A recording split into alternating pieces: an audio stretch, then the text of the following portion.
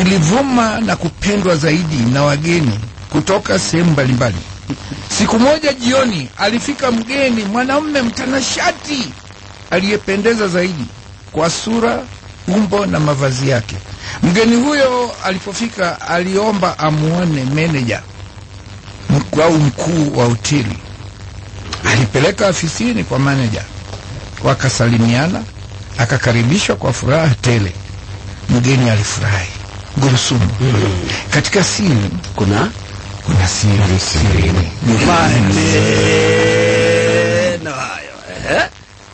Mgeni alisema kwa furaha, naipenda sana hoteli yenu Pikadili. Je, ninaweza kupata nafasi ya kulala hapa? Manager akamjibu kwa furaha, nafasi zipo. Mgeni akasema, ninataka chumba nambari 13. Ipo? Manager akasema, bila shaka ipo. Kabla ya kuonyeshwa chumba, mgeni aliomba aletewe kisu cheusi, uzi mweusi wenye urefu wa mita 13, machungwa mabivu 13 na vijiko 13. Manager alikubali, akasema utapata kila kitu unachotaka. Lakini moyoni manager alikuwa na dukuduku. Mgeni alilipia chumba, akaingia ndani.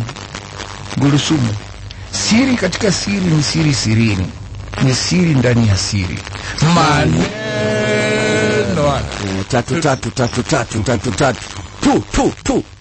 3 in 1. Vijiko vingapi Mwalimu Sakwa? 3. Chumba nambari? Wajua yeye anasikiliza tuna saha yake, mwache Mwalimu Sakwa. Tuendelee. Mkobondo ni vijiko 3. Nafikiri chumba ndiye amekumbuka vizuri. Chumba nambari 13. Na kuna itikadi nambari kuhusu nambari 13. Sakwa una habari? Upati chumba nambari 13. Kuna habari hiyo? Hata orofa nambari 13 upati. Kuna ushirikina kwamba nambari 13. Hata kwenye mpira hizi timu jezi nambari 13. Hapana, hakuna. Ndio wanaepuka sana watu. Ndio. Lakini Mwalimu Sakwa akatumia nambari 13. Nimesema 3 nawe. Haya bwana. Baada ya kuingia chumbani nambari 13, mgeni yule hakuomba chochote wala kuagizia chakula ama kinywaji chochote. Ajabu ni kwamba chumba nambari 13 kilikuwa jirani na chumba alichotumia kulala manager mwenyewe. Naam. Kwenye usiku wa saa 8 ama 9 hivi, manager alisikia sauti na vishindo vya kutisha, kana kwamba wanyama, sahani, mabakuli au vijiko au vikombe vikigongana pamoja. Mle, yani mlio wa kushangaza, mlio wa vyura, panya na viumbe vya ajabu sijui nini. Manager hakupata usingizi. Alikaa macho usiku kucha, akiwaza na kujiuliza maswali mengi kichwani bila majibu. Gurusumu, siri katika siri ni siri sirini ndani ya siri. Maneno hayo. Sokomoko 13. Shakuwa tabu hapa. Naam, Azad. Upo? Nipo. Na kuona asubuhi saa 2:30 hivi mgeni alijiandaa kuondoka. Alienda kumkabidhi manager ufunguo. Kabla ya kupokea ufunguo, manager aliomba waende kuangalia pamoja chumbani. Lakini kila kitu kilikuwa sawa tu. Uzi, kisu, vijiko, machungwa, vyote vilipangwa vizuri sana juu ya meza ndogo ya mgeni pale chumbani. Manager alibaki na mshangao na maswali mengi kichwani. Mgeni aliaga tena kwa furaha, huku akiwapa bakshishi kwa hudumu wa hotelini pale shilingi 200. Akaenda zake. Gurusumu, siri katika siri ni siri sirini ndani ya siri. Maneno hayo. Naam. Boss alipobaki na mawazo mengi kichwani hivyo, lakini alinyamaza tu. Kimya, aseme nini? amwambie nani? Baada ya mwaka, tarehe kama ile ya mwaka uliopita, mgeni yule alirudi tena, akaulizia kumwona manager. Mgeni aliomba kulala katika chumba nambari 13 na apewe vitu vile alivyopewa mwaka ule uliopita. Kisu cheusi, uzi mita 13, machungwa 13, vijiko 13. Akalipia chumba. Usiku wa manane, mambo na matukio yakawa yale. Tena safari hii yalizidi sana, sauti za wanyama na viumbe vya ajabu huku vyombo vikigongana kwa vishindo. Twap twap,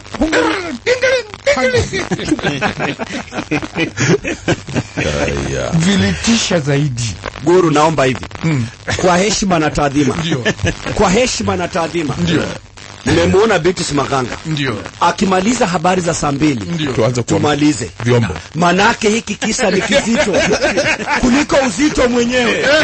Sirini watazamaji wa TV47 mtatusame kwa sasa, manake huenda baadhi ya wasikilizaji na watazamaji wakashtuka na wakaanguka mara 3. Hekima na busara za Babu Kalumeke.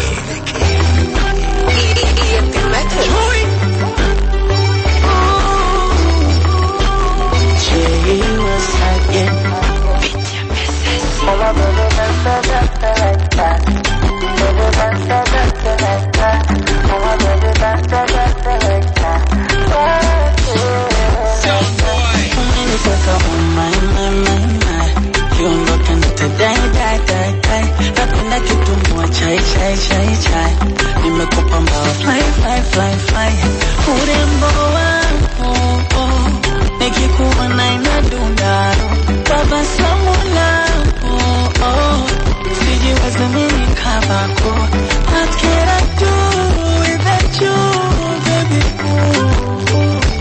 You're too beautiful.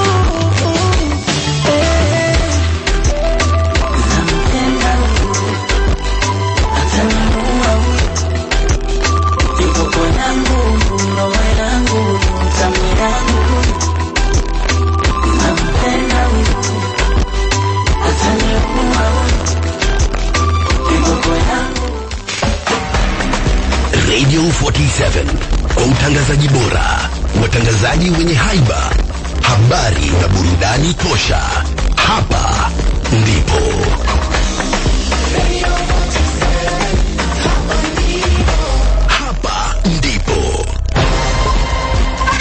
taarifa sahihi na za kuaminika.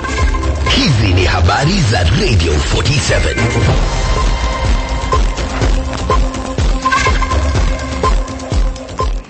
Ni saa 2 kamili majira ya Afrika Mashariki. Hizi ni habari za kuaminika za Radio 47, stesheni inayovuma kwa kishindo na iliyo katika safu ya pili bora. Mimi ni Beatrice Maganga. Naanza na taarifa hivi punde ambapo naarifiwa kwamba watu 3 wa familia moja wamefariki dunia kufuatia mkasa wa moto leo alfajiri katika mji wa Kiburu kwenye eneo la Mlima Elgon katika kaunti ya Bungoma. Chanzo cha mkasa huo bado hakijabainika, huku maafisa wa usalama wakianzisha uchunguzi. Majirani wenye huzuni wamejumuika katika eneo la mkasa. Ni taarifa ambayo tunaendelea kuifuatilia na tutakupasha mengi zaidi katika habari zetu zijazo. Mwanasiasa wa upinzani wa Tanzania Godbless Lema amechapisha taarifa za kuzuiwa kuingia humu nchini. Lema amedai kwamba mamlaka nchini Tanzania zimemweka kwenye orodha ya watu ambao usafiri wao unastahili kudhibitiwa. Mwanasiasa huyo amesema kwamba alizuiliwa katika mpaka wa Namanga kwa saa 4 alipokuwa akijaribu kuingia Kenya ili kutafuta huduma za matibabu jijini Nairobi. Hali hiyo ilimlazimu kurejea jijini Arusha nchini Tanzania, huku pasipoti yake ikizuiliwa. Katika ujumbe aliochapisha kwenye ukurasa wa X, Lema amedai kuwa huenda analengwa na Rais Samia Suluhu, hasa kutokana na kutomuunga mkono kuelekea uchaguzi mkuu wa mwezi Oktoba. Katika siku za hivi karibuni, Rais Suluhu ameshtumiwa kwa madai ya kuwakandamiza mahasidi wake wa kisiasa nchini humo. Ni hivi majuzi ambapo kanisa la Glory of Christ Tanzania lake Askofu Josephat Gwajima liliondolewa katika sajili ya makanisa nchini humo. Hata hivyo, askofu huyo ameshikilia kuwa ataendelea kuhubiri Injili na kukosoa maovu ya utawala wa Rais Samia. Kwenye video iliyosambazwa mitandaoni, askofu huyo ambaye pia ni mbunge wa Kawe anasema ataendelea kulaani visa vya utekaji nyara wa viongozi wa upinzani na wakosoaji wengine wa serikali ya nchi hiyo. Katika siku za hivi karibuni, serikali ya Tanzania imeonekana kuwakabili raia wake wanaoipinga, vile vile raia wa mataifa mengine mfano Kenya wanaoonekana kuunga mkono upinzani nchini humo. Ni hivi majuzi ambapo mwanaharakati Boniface Mwangi na Agatha Atuhaire wa Uganda walitekwa nyara na polisi nchini humo na kudhulumiwa kwa kipindi cha siku 4 kabla ya kuachiliwa huru. Walikuwa wamekwenda Tanzania kufuatilia kesi ya uhaini, yani treason, dhidi ya kiongozi wa upinzani Tundu Lissu. Awali kiongozi wa chama cha People's Liberation Martha Karua na aliyekuwa jaji mkuu Willy Mutunga walifurushwa nchini humo kwa kwenda kuifuatilia kesi dhidi ya Tundu Lissu. Rais Suluhu amesema kwamba hata ruhusu wanaharakati wa mataifa mengine kuvuruga utulivu nchini mwake. Wafanya biashara zaidi ya 100 mjini Busia wanakadiria hasara baada ya maduka yao kufurika maji kufuatia mvua inayoendelea kunyesha katika kaunti hiyo. Wengi ambao wameathirika ni wale wanaohusika na biashara ya kuuza vyakula na makaa, na sasa wanahofia kuwa mbali na hasara waliopata, huenda hali hiyo ikazua mlipuko wa maradhi. Hii maji yote inatoka kule. Hapa ni mahali pa biashara. Kwa mama anafanyia hapa kazi, wa mama mboga, watu wa maduka, hoteli, chakula ika hapa, na ambapo hii mambo inafana hivi. Sisi hiyo hatufurahishi kama wakazi wa Busia. Ukiangalia ndani vitu vingi vimeloa. Michele zinawekwa chini zimeloa, unga, sukari imeloa. Unapata hiyo makaa yote imeloa, hawana mahali pa kukimbilia. Hiyo maji sisi tunapata ugonjwa kwa miguu, inajaa paka kwa manyumba. Hatufanyi biashara. Choo zikijaa maji inaleta yote nje. Maji sasa yanatembea tu kwa maduka ndani, kwa barabara. Biashara iwezi endelea. Aidha, wanadai kuwa hali hiyo inasababishwa na mipangilio duni ya miundo msingi mjini Busia, ikiwemo mitaro ya kupitisha maji, swala wanalotaka liangaziwe kwa dharura. Na kimataifa, wanasayansi wameigundua sayari nyingine inayoizunguka nyota na kulitaja kuwa tukio la kustaajabisha kuripotiwa katika siku za hivi karibuni. Sayari hiyo ambayo umbo lake linalingana na nyota imeripotiwa kuwa na ukubwa unaolingana na sayari ya Saturn ambayo ni ya pili kwa ukubwa. Kulingana na mwanasayansi katika chuo kikuu cha Warwick nchini England, Edward Brandt, uchunguzi zaidi unafanywa kuhusiana na sayari hiyo. Kwa ujumla kuna sayari 8 ambazo ni Mercury, Venus, Earth, Mars, Jupiter, Saturn, Uranus na Neptune. Na ndizo habari za kuaminika za Radio 47, stesheni inayovuma kwa kishindo. Pata habari za punde zaidi na za kuaminika kupitia simu yako kwa kutuma neno habari kwa nambari 20374. Pia tupatikana kupitia wavuti wetu wa www.radio47.fm, Radio 47 app, ukurasa wa Facebook wa Radio 47 uliothibitishwa na mitandao yetu mbalimbali. Mimi ni Beatrice Maganga. Beatrice Maganga mwenyewe. Ulipotaja hiyo habari ya mafuriko kule Busia, ulimuona pale Profesa Henry Ndindi. Alishtuka bwana, maana ndo ngome ndo nyumbani haswa. Na hivi sasa hata watu wa kijiji kile cha Musoma nafikiri wameonekana wajuzi kwenye habari. Soko la Maumau limezama, shughuli haziendelei kwa sababu ya mafuriko haya. Na tunaposhuhudia pia yamefika Busia mjini, wajua ile inakuwa ni hali ambayo si nzuri sana kwa uchumi wa wananchi wa huko. Na ulikuwa umeniahidi kwamba umepata suluhu wewe. Ndio, suluhu lipo. Na nafikiri sasa hili ni tatizo la kitaifa. Hatuzungumzii mambo ya drainage, jinsi ya kupitisha maji na mabomba ya maji katika taifa hili. Ndio sababu hapa Nairobi wakati mwingine tunapokuwa na mvua unapata mtuamo mkubwa sana wa maji. Ni hivyo yanavyokuja Busia na Budalangi kwa sababu hatushughulikii swala la drainage katika taifa hili. Kwa hivyo suluhu ninayo. hata kama si suluhu ni naye, lakini si mama. Si suluhu ni naye, suluhu ni naye. Lakini watu wa Budalangi wanaelewa mtuamo wa maji. Stagnation ya maji. Sahihi na za kuaminika. Sikiliza habari za Radio 47.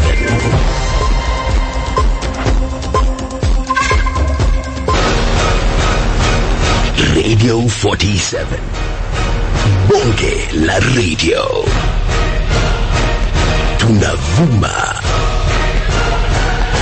na bado. Hapa ndipo.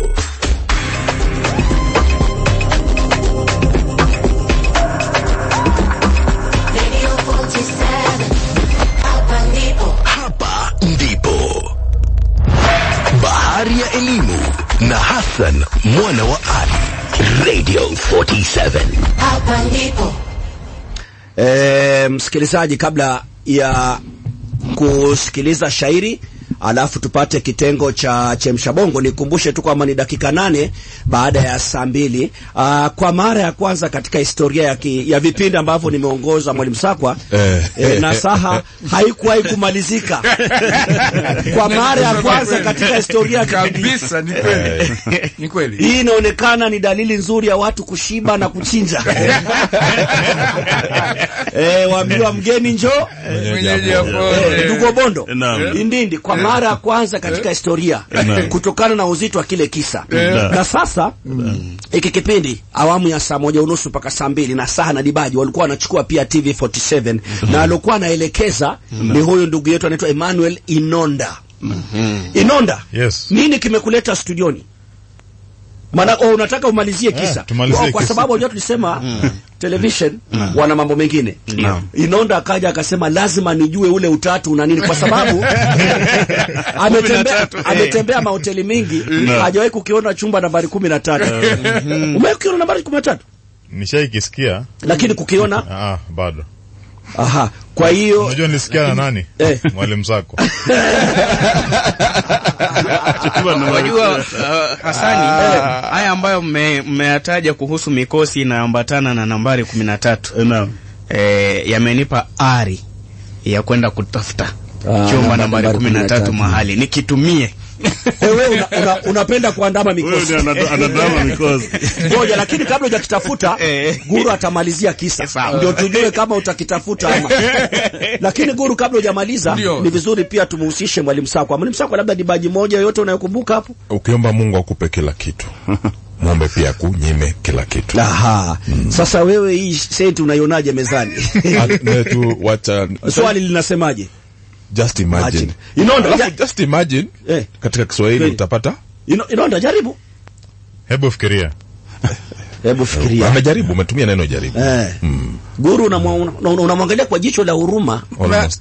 Ndio, katika baadhi ya dibaji zangu za maisha, asiyekuhurumia hawezi kukusaidia, na asiyekuhurumia hamwezi kuelewana. Kama anakuona kwa ujeuri na ukatili tu, hata kama una matatizo anasema peleka huko matatizo. Kwa hiyo Inonda, umekuja kwa ajili ya kutafuta hii takrima ama kumalizia kisa? Moja kati yao. Vyote kwa pamoja. Na kumuona na madevu yake hayo mazuri. Ukoona akileta kamera karibu hapo wakati hizo pesa zilikuwa mkoona pale. Unajua mimi hapo.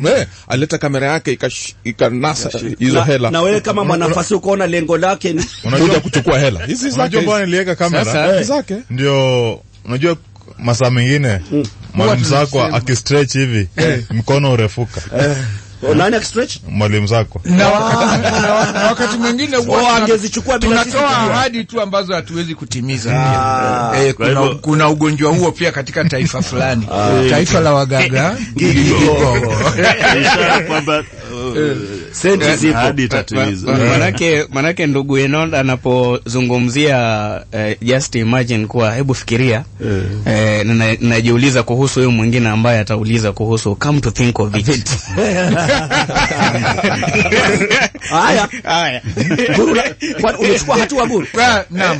Kwa kifupi, just imagine, hebu fikiria. Hebu sijaribu. Kwa lugha nyepesi tu. Naomba kwa sasa nikutue mzigo huu kwa lugha nyepesi. Kwa sababu think of it ni sawa. Inondo unaona utamu wa kipindi. Bahari kwa kwenye radio na TV.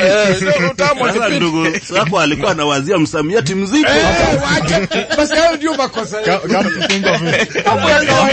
Na ni mambo mepesi. Mambo ya kawaida. Mpaka unaanza kujiuliza, mwalimu anaweza kauliza swali la kipumbavu kama hili. Sidhani kama hili ndilo jibu. Sasa mwana wali, hayo utayapata kwenye tafsiri ya The River Between. Utapata mabomu bwana. Wanaacha jawabu. Mabomu. Jawabu ataacha hapa. Kwa hivyo Inonda, baada ya kupokea hela, usiondoke tukimalizie kisa sio? Kisa kiisha kwanza. Ndio uondoke. Haya. Babu Kalumeke tulikuwa hapo sana ndugu Hassan mwana wali. Mgeni mara ya kwanza akaenda. Amerudi tena. Chumba kile kile. Nakwambia baada ya mwaka moja, tarehe kama ile. Kilichoongezeka ni migongano.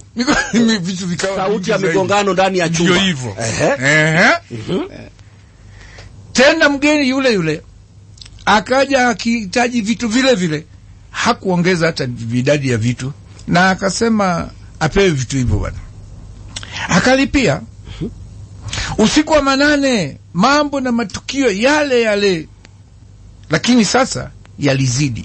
Sauti za wanyama, viumbe vya ajabu, kuku, vyura, vikombe vikigongana kwa vishindo, twap, tik, tingeli, kungulu. Lakini si migongano ya binadamu, ni vyombo. Vyombo. Ndio. Na si vyombo vya habari. Si vyombo vya habari. Unaona Ustadh Wala angeachia pale kwa sauti. Ungefikiri sana. Chumba nambari 13. Chumba nambari 13. Vyombo vinaangushwa. Vilitisha zaidi. Gulusumu.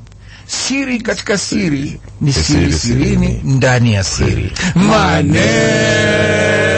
hayo.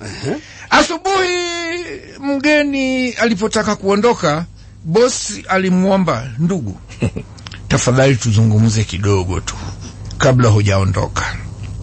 Mwaka jana na mwaka huu wakati ukiwa chumbani, nimekuwa nikisikia vituko vya ajabu chumbani mwako. Nikanyamaza tu bila kujua la kusema.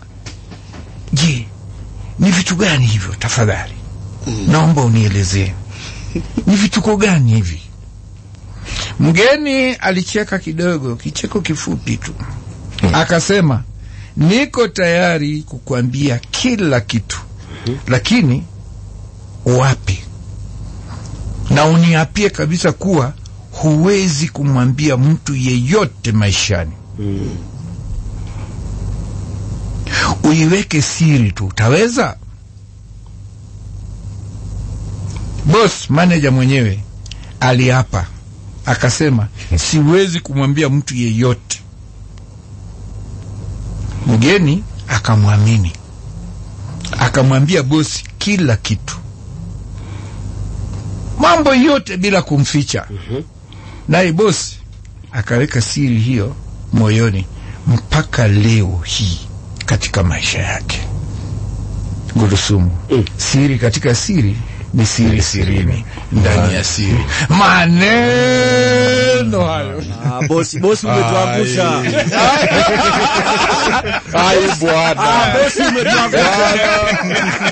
Yaani ingekuwa uko kwetu nasema Omera bwana, acha mchezo bwana. Omera joking bwana. Ndio yale ambao unasikia katika fasihi wanaita anticlimax. Lakini leo wa chini.